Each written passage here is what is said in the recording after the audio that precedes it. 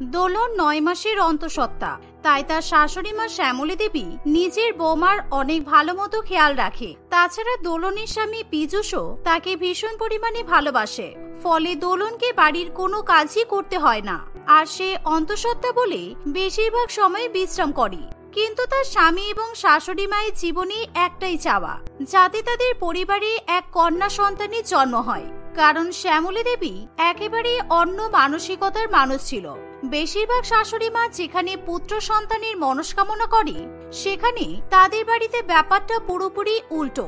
কারণ তারা ছেলের তুলনায় মেয়েদেরকে অত্যাধিক পরিমাণে ভালোবাসে। বৌমা, কবে যে আমার নাতনি হবে, তাহলে আমি একটু নিঃশ্বাস নিয়ে শান্তি পাবো। কারণ কতদিন এই বাড়িতে ছোট বাচ্চাকে খেলতে দেখিনি। আমারও যখন বাচ্চা হয়েছে তখন ছেলে হয়েছে, তাই আমি এখন চাই না যে তোমারও ছেলে হোক, কারণ আমার কন্যা সন্তান পছন্দ। হ্যাঁ মা, তুমি একদম ঠিক কথাই বলেছো। আর আমার যখন মেয়ে হবে তখন আমি একদম তাকে চোখে হারাবো। আর সে যখন রাত্রেবেলা জেগে থাকবে আমিও জেগে থাকবো, কারণ আমি মেয়ে খুব ভালোবাসি। আর আমি ঈশ্বরের কাছে রোজ প্রার্থনা করি যাতে আমার মেয়ে সন্তান হয়। আমি আমার মেয়েকে খুব আদর করব, কখনো বকাবকি করব না। আরে আগে থেকে এসব কথা ভাবছো কেন? দেখো আগে কি হয়। তোমরা ভাবছো মেয়ে হবে, কিন্তু আমার তো মনে হচ্ছে ছেলে হবে। ছেলে হলে কি আমাকে তোমরা বাড়িতে ঢুকতে দেবে না নাকি? তুমি এখন অন্তঃসত্ত্বা অবস্থায় এসব কথা বলো না তো। আমার মনে হচ্ছে তোমার মেয়েই হবে। আর আমি নাতনির মুখ দেখার জন্য আর অপেক্ষা করতে পারছি না বৌমা। তারা এভাবেই গল্প করছে, এমন সময় হঠাৎই দোলনের ভীষণ পরিমাণে পেটে ব্যথা হয়।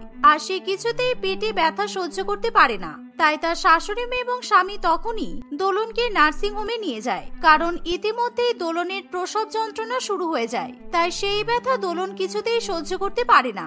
আর সে যখন সন্তান প্রসব করবে, সেই সময় তার শাশুড়ি মেয়ে এবং স্বামী প্রসব ঘরের বাইরে দাঁড়িয়ে দাঁড়িয়ে ঈশ্বরের কাছে প্রার্থনা করতে থাকে।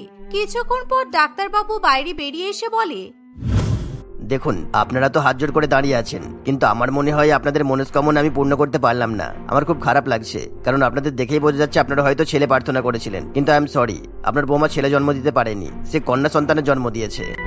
ডাক্তারবাবুর এই কথা শোনা মাত্রই দোলনের স্বামী এবং শাশুড়ি মা আনন্দে একেবারে লাফিয়ে ওঠে। কারণ সত্যিই তাদের মনস্কামনা পূরণ হয়েছে। তারা এবার নিজেদের বাড়িতে ছোট্ট একটা ফুটফুটে বাচ্চা মেয়েকে নিয়ে যেতে পারবে। আর তাদের দুজনের এরকম আনন্দ দেখে ডাক্তারবাবু প্রচন্ড পরিমাণে অবাক হয়। পীযূষ তখনই ডাক্তারবাবুর পকেটে এবং নার্সের হাতে 2000 টাকার নোট বেশি বেশি করে ধরিয়ে দেয়। কারণ সে ডাক্তারবাবুর মুখে এরকম খুশির খবরটা শুনেছে। আরে আপনার মাথা খারাপ নাকি ডাক্তারবাবু? আমরা মন খারাপ কেন করব? আমাদের বাড়িতে এতদিন পর একটা ফুটফুটে মেয়ে যাবে, আর তার চেয়ে বেশি খুশি কি হতে পারে? সুতরাং আপনাকে অসংখ্য ধন্যবাদ। আর আমার বউ কোথায় ডাক্তারবাবু? ও সুস্থ আছে তো? সত্যি এখনকার দিন এরকম পরিবার দেখা যায় না যারা পুত্র সন্তানের থেকে কন্যা সন্তানকে বেশি ভালোবাসে। আর আপনার ওয়াইফ একদম ঠিক আছে। আপনারা এখন আপনার মেয়ে আর আপনার ওয়াইফের সাথে দেখা করতে পারেন, কোনো অসুবিধা নেই। পীযূষ এবং শ্যামলী দেবী ভীষণ পরিমাণে খুশি হয়। তারা তখনই দোলনের সঙ্গে দেখা করতে চলে যায়। একটা ফুটফুটে পরীর মতো মেয়েকে শুয়ে থাকতে দেখে শ্যামলী দেবীর চোখে একেবারে জল চলে আসে। আর সে তার নাতনিকে কোলে তুলে নেয় এবং অনেক অনেক আদর করতে থাকে। শ্যামলী দেবী তাকে এত বেশি পরিমাণে আদর করে যে তাকে কিছুতেই কোল থেকে নামাতে চায় না। কিন্তু অন্যদিকে পীযূষ তার মেয়েকে কোলে নেওয়ার জন্য ব্যস্ত হয়ে ওঠে। মা, তুমি কতক্ষণ আমার মেয়েকে কোলে নিয়ে থাকবে? এবার অন্তত আমার মেয়েকে আমার কোলে একটু দাও, ও একটু ওর বাবার মুখটাও দেখুক। একেবারে আমার মতো দেখতে হয়েছে। আমার মেয়ে তো পুরো বাপকে বেটি। চুপ কর, মোটেই না। তোর মেয়ে তোর থেকে অনেক বেশি ফর্সা হয়েছে, পুরো মাখনের মতো গায়ের রং, মানে আমার মতোই দেখতে হয়েছে। আমার নাতনি একেবারে ঠাকুমার মতোই সুন্দর হবে। হ্যাঁ, তোমরা ঠাকুমা আর বাবা মিলে ঝগড়া করো, আর আমার মেয়েকে তোমরা একবারও তো আমার কোলে দিলে না। আমার কোলে দাও, আমি একটু কোলে নিয়ে আদর করি।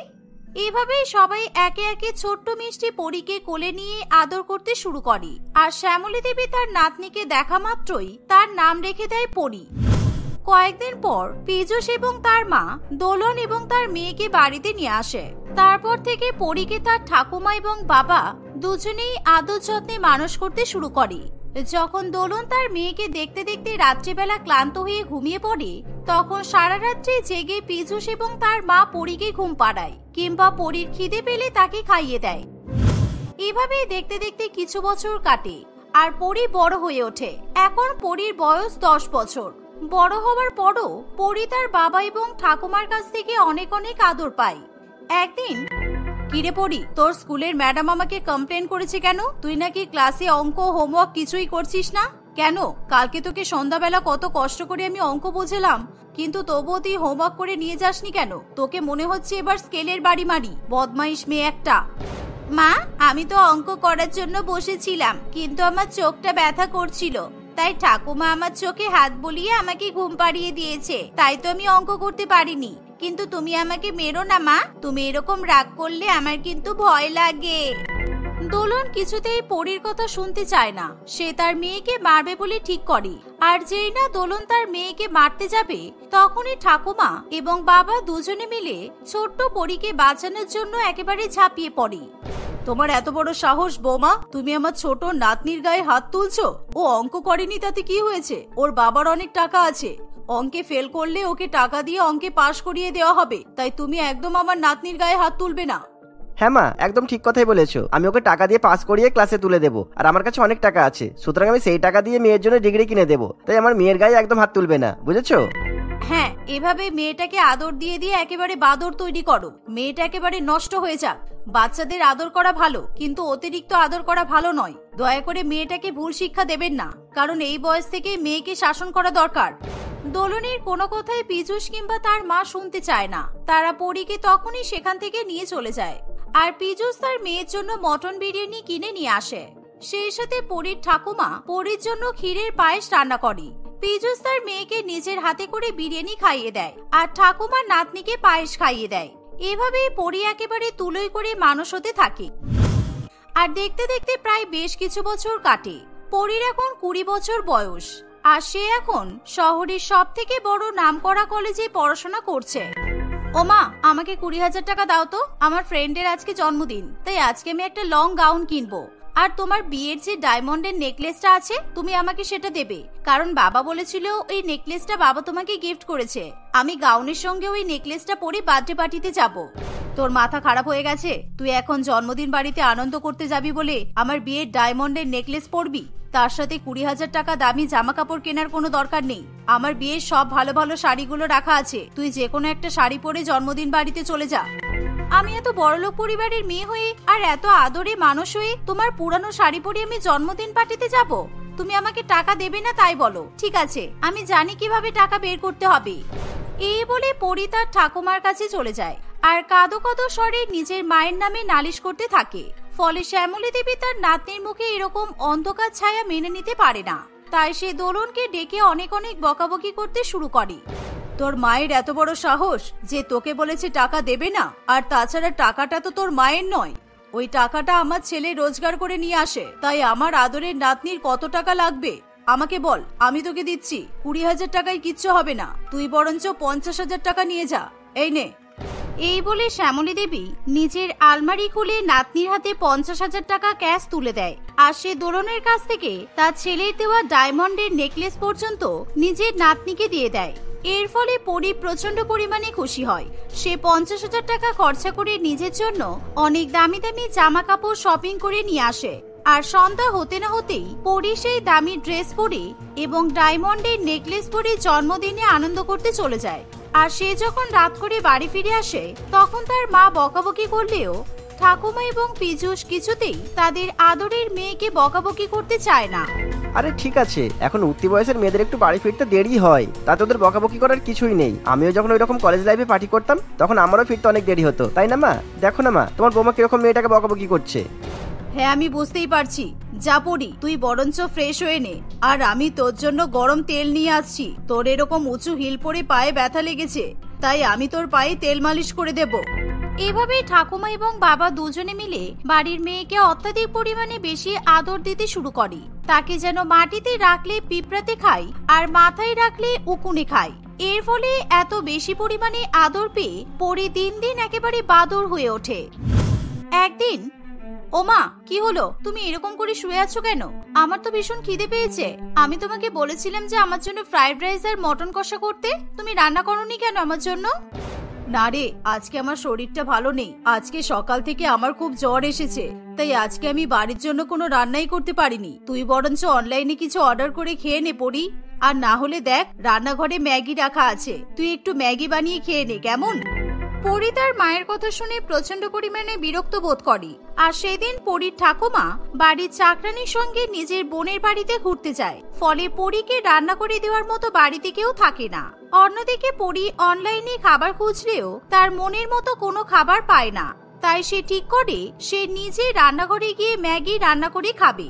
কিন্তু সে যখন গ্যাস জ্বালিয়ে ম্যাগি রান্না করতে যায় তখন ভুল করে তার হাতে গরম জল পড়ে যায় আর সে ভীষণ পরিমাণে কেঁদে ওঠে। এই জন্য বলি একটু আমার সঙ্গে রান্নাঘরে এসে রান্না বান্না করা শেখ। ম্যাগি করতে গিয়ে তুই হাত পুড়িয়ে বসলি। আয়, তোকে আর রান্না করতে হবে না, আমি তোর হাতে মলম লাগিয়ে দিচ্ছি। দোলন তার মেয়ের হাতে মলম লাগিয়ে দিচ্ছে এমন সময় শ্যামলী দেবী বাড়িতে চলে আসে। আর তখন পরি কাঁদতে কাঁদতে তার ঠাকুমার কাছে নালিশ করে সব ঘটনা জানায়।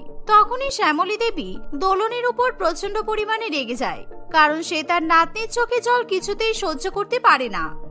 তোমার এত বড় সাহস, তুমি আমার নাতনিকে রান্নাঘরে পাঠিয়েছো, তাও আবার ম্যাগি বানানোর জন্য। তুমি একটু নিজে উঠে রান্না করে দিতে পারলে না? কি এমন তোমার শরীর খারাপ হলো? এখন যদি আমার নাতনির কিছু হয়ে যেত তাহলে তোমাকে জবাবদিহি করতে হতো। এই পরি, তুই আর কখনো রান্নাঘরে পা রাখবি না, কেমন?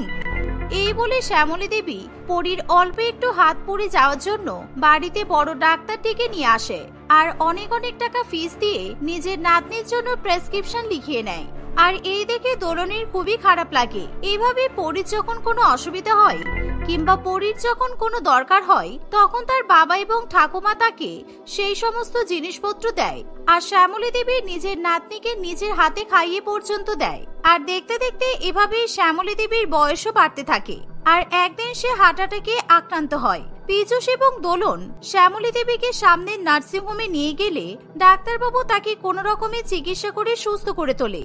কিন্তু চোখ খোলার পর শ্যামলী দেবী তার নাতনির কথা মনে করতে শুরু করে। কিন্তু অন্যদিকে কি আমি এখন রোদের মধ্যে ঠাকুমাকে দেখতে যাব? অসম্ভব, আমার গায়ের রং কালো হয়ে যাবে, কারণ আমার পরের মাসে একটা বিউটি কম্পিটিশনে নাম লেখানো আছে। ঠাকুমা সুস্থ হয়ে গেছে শুনেছি, ব্যাস ঠিক আছে, আবার হসপিটালে যাওয়ার কি দরকার? ঠাকুমা তো সেই বাড়িতেই আসবে। পরীর এমন কথা শুনে দোলন এবং পীযূষের প্রচন্ড পরিমাণে খারাপ লাগে। বিশেষ করে পীযূষের খুব খারাপ লাগে যে ঠাকুমা তার নাতনিকে একেবারে চোখে হারায়। সেই নাতনি এখন ঠাকুমার খারাপ দিনে তাকে দেখতে যায় না। আর ঠাকুমা নিজের নাতনিকে নার্সিং হোমে দেখতে না পেয়ে ঘটনাটা ভালো করে বুঝতে পারে। ফলে শ্যামলী দেবী যখন বাড়িতে ফিরে আসে, জানিস পরি, ছোটবেলায় যখন তোর শরীর খারাপ হতো তখন তোর বাবা মা ঘুমিয়ে পড়তো, কিন্তু আমি জেগে জেগে তোর মাথায় জলপট্টি করতাম যাতে তোর কোনো কষ্ট না হয়। আর এখন যখন আমার শরীর খারাপ হলো তখন আমি তোর মুখও দেখতে পেলাম না। তোর মা হয়তো ঠিকই বলেছে, তোকে আমরা বেশি আদর দিয়ে একেবারে বাদর তৈরি করেছি। যাই হোক, আমরা নিজেদের ভুল বুঝতে পারলাম, এবার থেকে তোর আদরের পরিমাণটা একটু কমাতে হবে। ঠাকুমার মুখে এমন কথা শুনে পরি খুবই লজ্জা পেয়ে যায়। আর সে কাঁদতে কাঁদতে নিজের বাবা মা এবং ঠাকুমার কাছে ক্ষমা চায়। তারপর থেকে পরি আর কখনো কারোর সঙ্গে খারাপ ব্যবহার করে না।